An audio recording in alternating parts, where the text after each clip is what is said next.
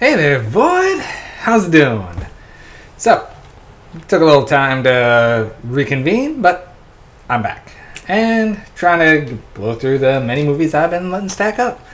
So, as I have said in numerous previous videos, I've been working through my collection, starting at the front and going through A. Well, this ain't one of those. So, I've got actually, I think, 3 back-to-back here that are actually not part of that, but after that, I'm going to hit that hard for a little while. So, this first one, well, kind of ties into some of the other ones I've watched recently. So, Godzilla, King of the Monsters. That's Godzilla, King of the Monsters, not Godzilla, King of the Monsters. Pretty sure I made that joke before. So, this is the American 2019 Legendary Films Monsterverse Godzilla, not the American remake of the a redub of the OG Godzilla. Alright. Well, I actually really like this one. So, I did enjoy the 2014 Godzilla, but this one really blew it out of the park for me. This one was a lot of fun. I really enjoyed seeing the Legendary Films' interpretations of King Ghidorah, Rodan, and Mothra. I also like this weird synergy thing Mothra and Godzilla have. And King Ghidorah's whole shtick here worked very well for me. I like that they're portraying him as an alpha kaiju from another world. So he's essentially here to try to remake the world in his image. Cool. Cool.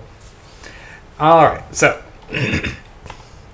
this movie, we begin with a team over at Monarch that are working with this sort of sound wave, they call it the Orca, that can essentially communicate with the Titans, the kaiju, and essentially help placate them or, make them not hostile, help essentially transmit signals like, hey, we're one of you, kind of, sort of a thing. And they do that by showing that they can do that with Mothra. Well, then eco-terrorists burst in, steal the thing, and want to use it to essentially let nature reclaim things by unleashing all the kaiju. Cool. Neat idea. Problem is, they go to Antarctica to unleash Monster Zero, what appears to be the biggest, baddest kaiju of them all. Problem there is, he is not part of nature, as he is an alien thing that has no part in our natural cycle, and he begins utterly remaking the world in a very hostile fashion. And he starts essentially calling and waking up other kaiju on his own, creating a problem.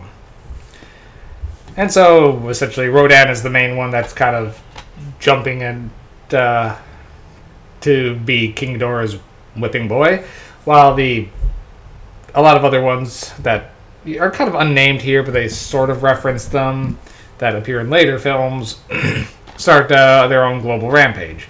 Sort of destroy all monsters kind of thing. But this movie only really focuses on Rodan, Mothra, and King Ghidorah, and Godzilla. The other ones have, just small roles.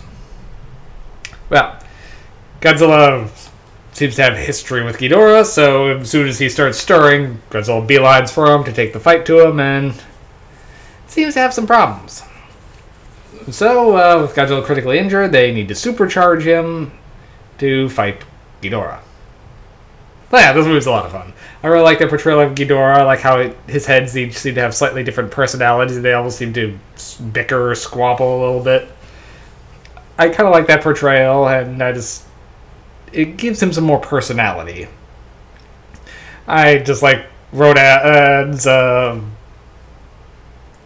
guess, also posturing both in front of Godzilla and King Ghidorah, so that kind of added something. So each of the kaiju seem to be getting more distinct personalities, which shine through, which really does make this work. The human elements in this movie are actually decently strong. I like how some of the characters are, there's kind of a twist for who's siding with who that's not too hard to pick up, but it definitely kind of works. And overall, Vera Farmiga and Millie Bobby Brown do a good job in this one. uh, Michael Dougherty. They all hold together pretty well. But definitely this one, if people complain about there not being enough kaiju fight in the OG Godzilla, this one makes up for it. There's a lot of fun in this one. For me, this is a solid 8 MacGuffins. It's a great entry. I really enjoyed this one. It's a fanboy movie, and that works for me. Also, you have a couple of rehashes of some classic Godzilla songs that make it the way they do everything to make this movie like a Godzilla fanboy dream, and for me, it worked. So, I really enjoyed it. Haven't yet seen any of the Godzilla Kong movies, so they'll be coming at some point. But I am trying to button down and actually work my way through, so we'll see how it goes. Alright. All for this one. See you soon, Boyd.